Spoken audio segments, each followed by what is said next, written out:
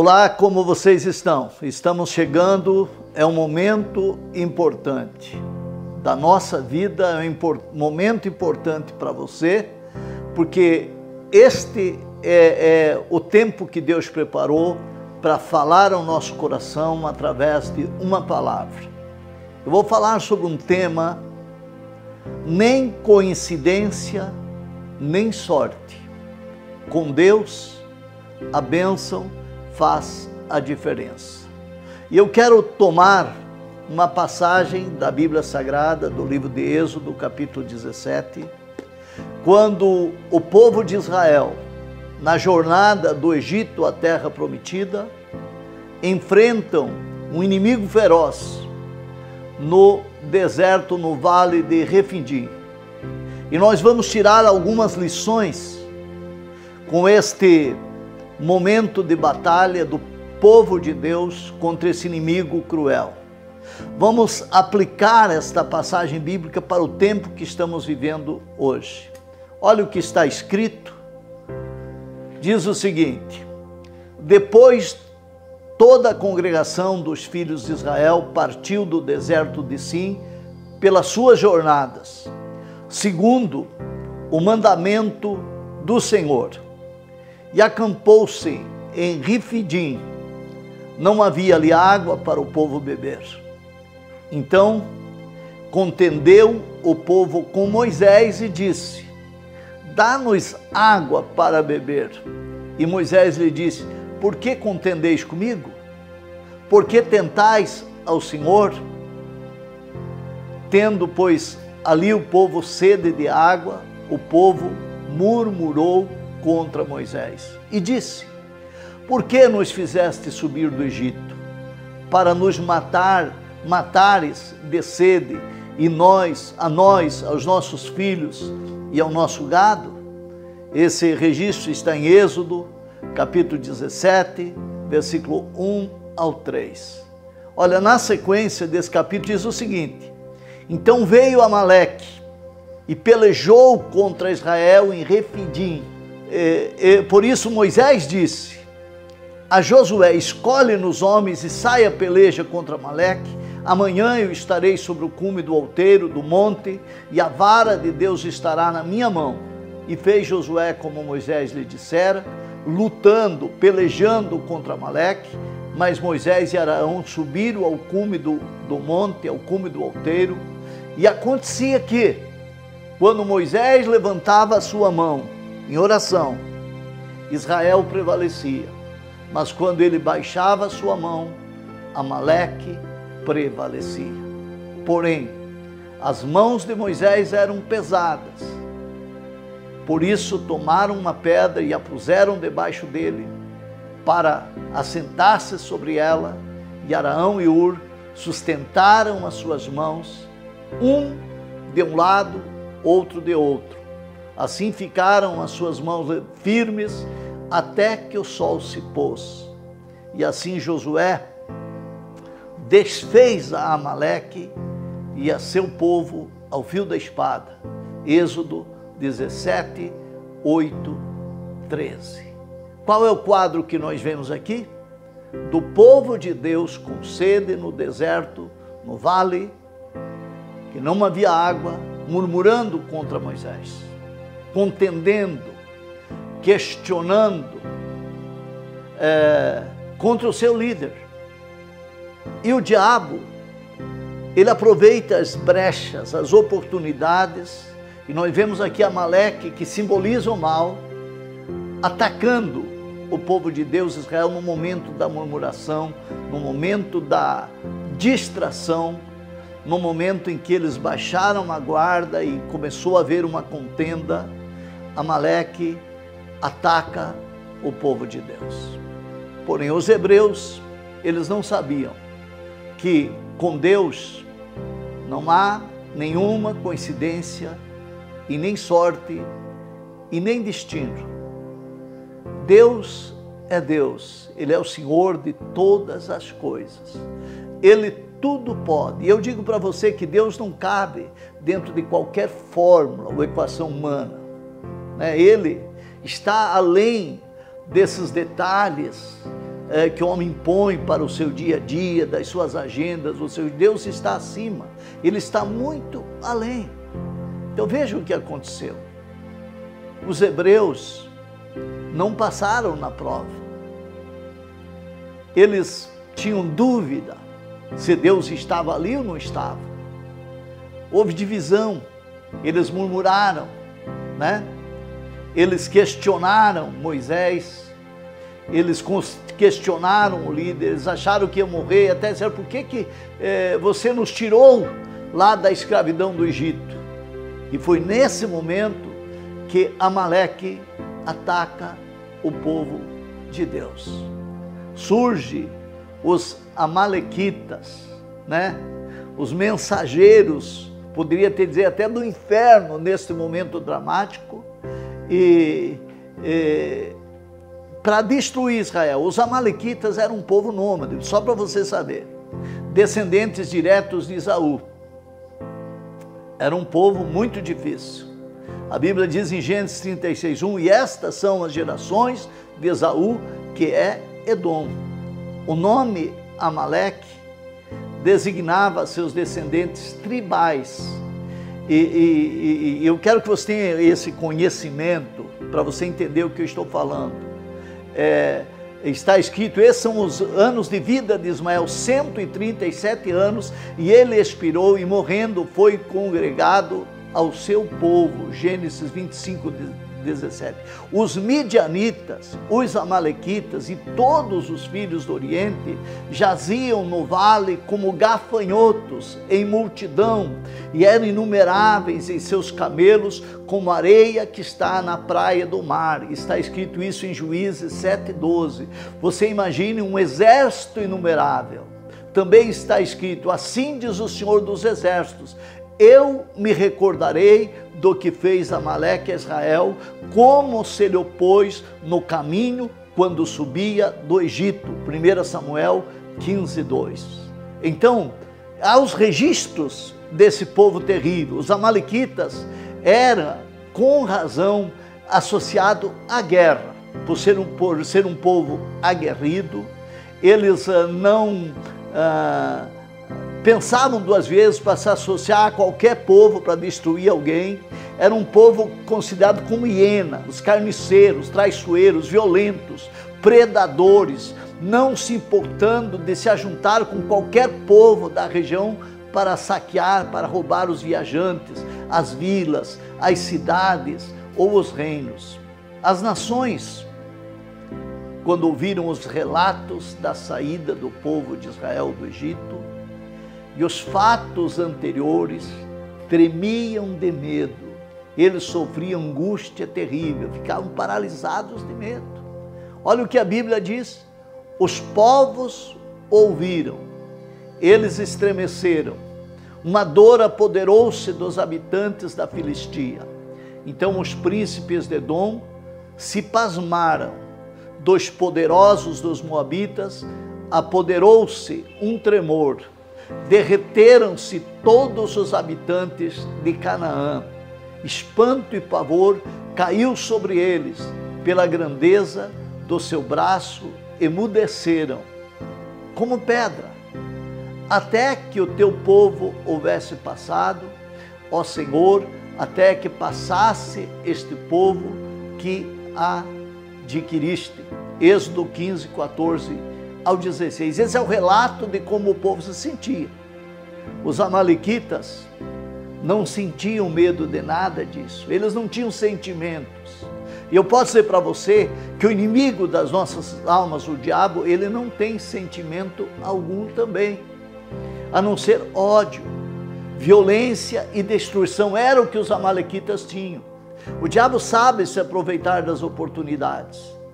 Ele surgiu no momento certo. Aquela jovem nação, Israel, estava em perigo. Nós vamos aprender algumas lições com a batalha de Refidim. A maior proeza da liderança de Moisés, nesse momento dramático, foi escolher um líder que o substituísse e que levasse adiante a obra de Deus que Deus lhe confiou.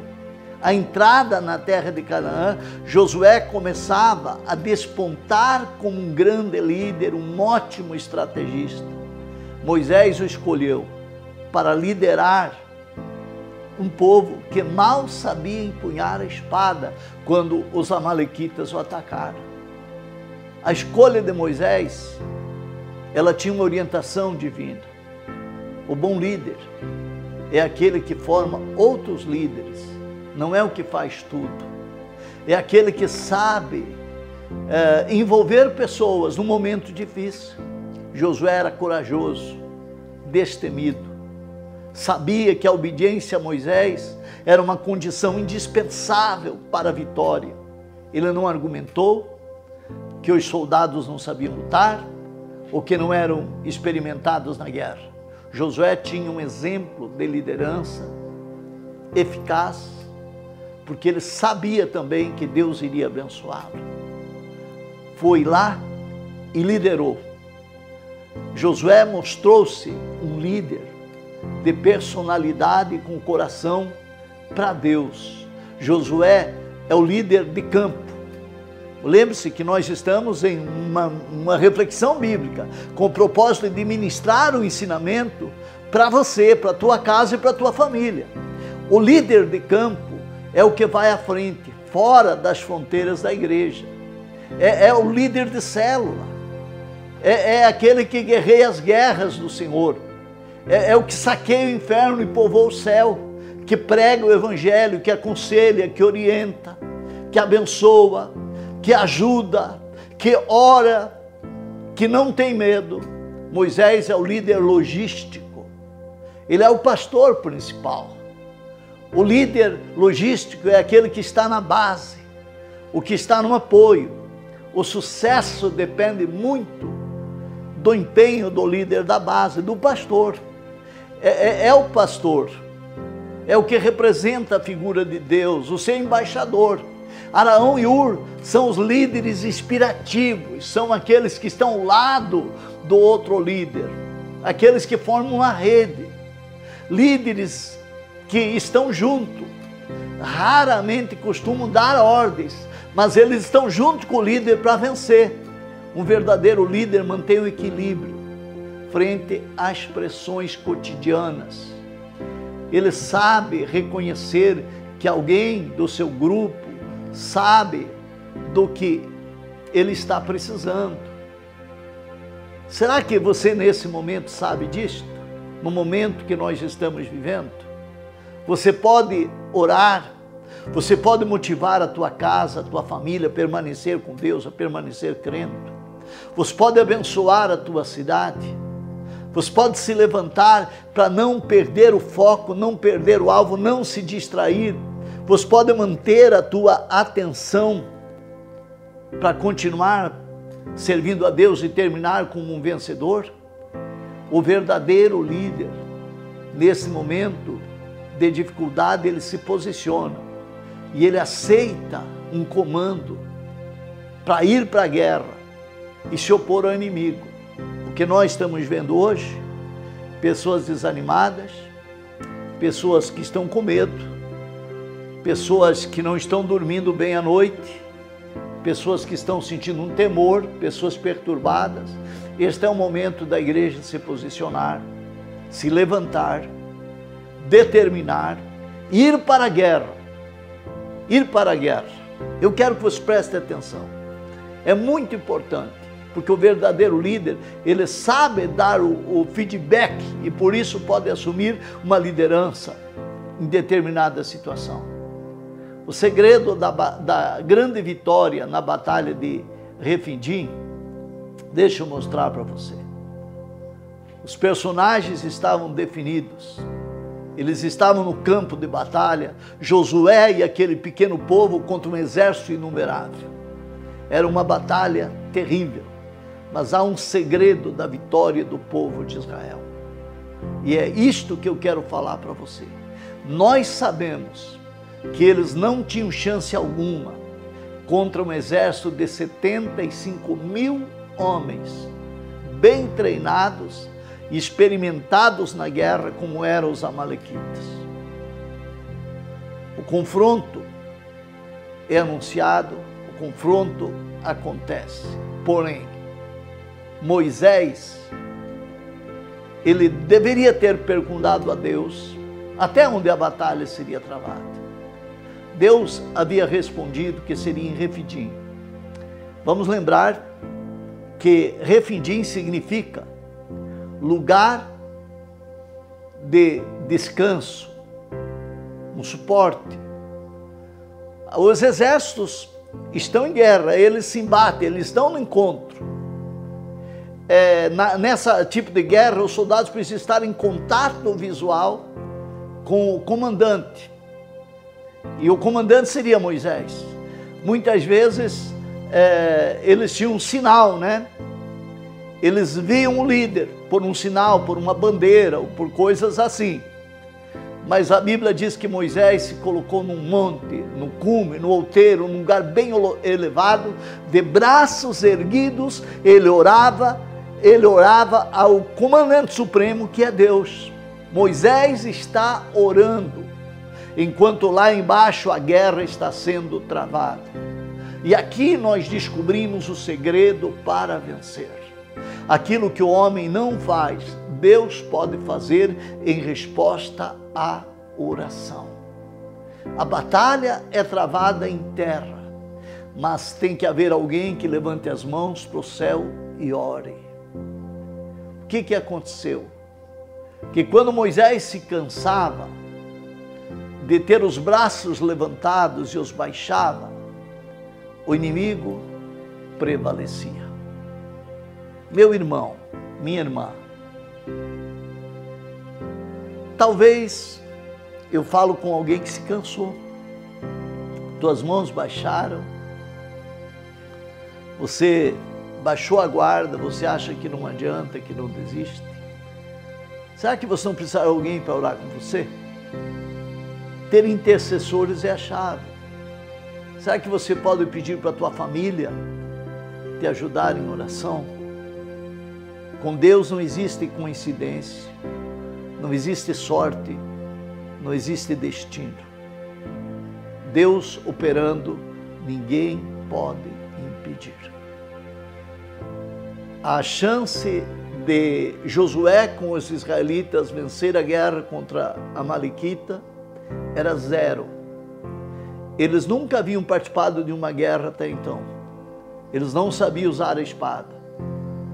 Os amalequitas eram como hienas, eram ferozes, sem sentimentos, era um povo nômade, era um povo sem princípio, era um povo cruel, e Israel não tinha chance. Mas quando Deus intervém, você nunca perde uma batalha, você jamais perderá uma guerra, você jamais será vencido. Esta é a grande lição, este é o segredo da vitória do povo de Israel na batalha contra os amalequitas. Eu quero desafiar você neste tempo que estamos vivendo.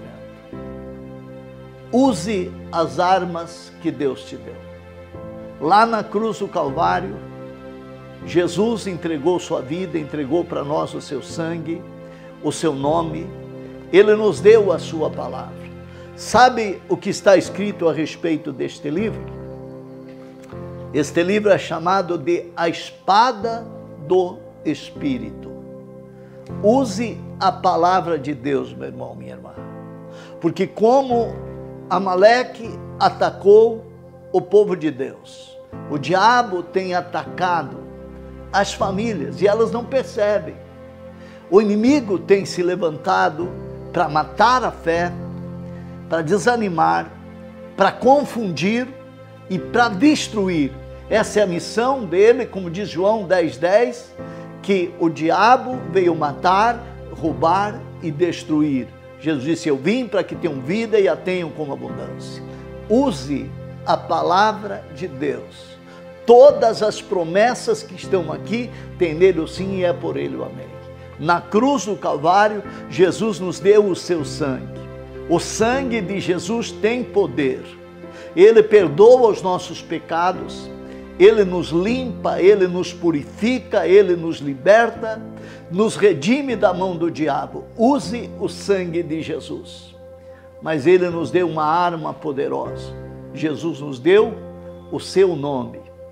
Ele disse: tudo quanto pedirdes em meu nome, eu farei para que o Pai seja glorificado no Filho.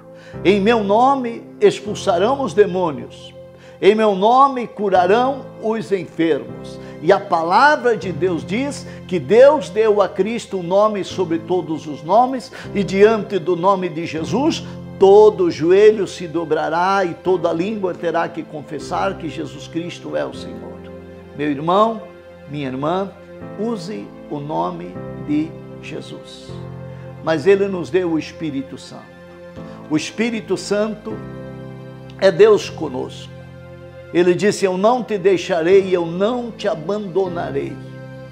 É Deus conosco, nós somos o templo do Espírito Santo. Ele diz: com eles eu andarei, neles eu habitarei, eles serão meu povo, e eu serei o seu Deus, e eu serei por pai, e eles serão meus filhos. Meu irmão, minha irmã, quem sabe, você nem dormido à noite tem, você não está em paz, você não está feliz, você está com medo, você não sabe o que fazer, mas eu quero motivar você hoje. Eu quero motivar você a se levantar pela fé, porque a Bíblia diz que tudo é possível àquele que crê. Se levante pela fé, porque você pode vencer. Com Deus não há coincidência. Com Deus não existe sorte e não existe destino. Deus disse: operando eu, quem impedirá? O segredo da vitória do povo de Israel, do pequeno povo de Israel contra um exército numeroso dos amalequitas, não foi Josué lutando, mas foi as mãos de Moisés levantadas com Arão e Hur orando. Ore de tal forma que você possa ouvir Deus falar. Ore de tal forma e você verá a mão de Deus agindo. Deus vai te abençoar. Deus vai proteger a tua vida, proteger a tua casa, proteger a tua família. Eu quero motivar você a tomar esta palavra hoje no teu coração e decidir a viver com fé, usando as armas que Deus nos deu. A palavra de Deus, a espada do Espírito, o nome de Jesus que tem poder sobre todos os nomes, o sangue de Jesus que é precioso e nos limpa e nos purifica de todo o pecado. Ser guiado pelo Espírito Santo, que é o nosso guia, o nosso mentor, é o nosso consolador para sempre. E Ele está conosco para sempre. Use a fé e comece a viver uma nova vida em nome de Jesus. Deixe eu orar por você. Eu quero pedir a bênção por você, pela tua casa, pela tua família, para que Deus possa te abençoar agora. Se você tem uma necessidade, você tem um pedido, eu peço para você fazer um pensamento a Deus e colocar a tua vida nas mãos de Deus. Pai, eu oro agora, Senhor, e eu quero declarar, meu Deus, que como Moisés orou e o povo de Israel venceu uma vitória que aparentemente a derrota era certa, mas que se tornou numa vitória retumbante, porque o Senhor agiu, o Senhor operou e abençoou. Esta unção, esta bênção, esta graça de vencer, que eu peço sobre o teu povo, sobre os teus filhos, sobre esta casa agora. Em nome de Jesus eu declaro o poder da palavra de Deus na nossa vida e na nossa casa. O poder do nome de Jesus, que é sobre todos os nomes, na nossa vida e na nossa casa. Eu declaro o poder do sangue de Jesus nesta casa, nesta família, perdoando, libertando e protegendo. Eu declaro a ação do Espírito Santo, Abençoa, Senhor, a nossa casa, abençoa a nossa cidade, abençoa a nossa vida, em nome de Jesus. Amém e graças a Deus. Amém. Eu quero convidar você agora a participar da ceia do Senhor. Eu tenho aqui o pão e eu tenho o cálice e eu quero apresentar a Deus o pão e o cálice. Eu vou consagrar, você pode tomar agora aí, segurar em suas mãos. A palavra de Deus diz que Jesus, na noite em que ele foi traído, ele tomou o pão, ele deu graças, ele partiu, ele deu aos discípulos e disse: tomai e comei, comam, este é o meu corpo, que é entregue, é partido por vós, façam isso em memória de mim. Todas as vezes que vocês comerem do pão, todas as vezes que vocês beberem do cálice, vocês anunciam a minha morte até que eu venha. Ele também pegou o cálice, ele orou e disse: este cálice é o novo testamento no meu sangue, é o sangue da nova aliança. Até que eu venha, comam do pão e bebam do cálice. Façam isso em memória de mim. Ele disse que qualquer que comer do pão do cálice indignamente será culpado do corpo e do sangue do Senhor. Então, antes de você participar do pão e do cálice, fecha teus olhos aí onde você está e nós vamos orar. Pai, obrigado por este momento, Senhor, porque na cruz do Calvário o Senhor conquistou a nossa vitória.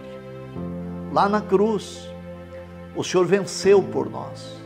O Senhor nos deu o seu corpo, o Senhor nos deu o seu sangue para nos perdoar, para nos libertar e por nos salvar. Jesus, neste ato profético, que cada família, Senhor, cada casa, cada irmão, cada irmã participa comigo, eu peço que a tua bênção entre nesta casa. Que ao participar do pão e do cálice, esta graça, esta vitória da cruz, seja com o teu povo, seja com os teus filhos agora.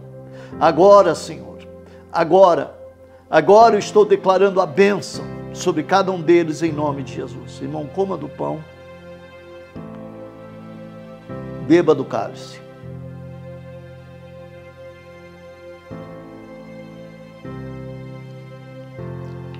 Muito bem.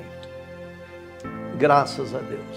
Que Deus te abençoe, que Deus te guarde e faça um momento de agradecimento a Deus e a gente se vê logo, a gente volta a se ver. Um grande abraço a todos, fiquem com Deus e fiquem debaixo desta grande bênção de vitória, porque com Deus não há coincidência, nem sorte, nem destino. Deus operando, ninguém pode impedir. Até breve, Deus abençoe.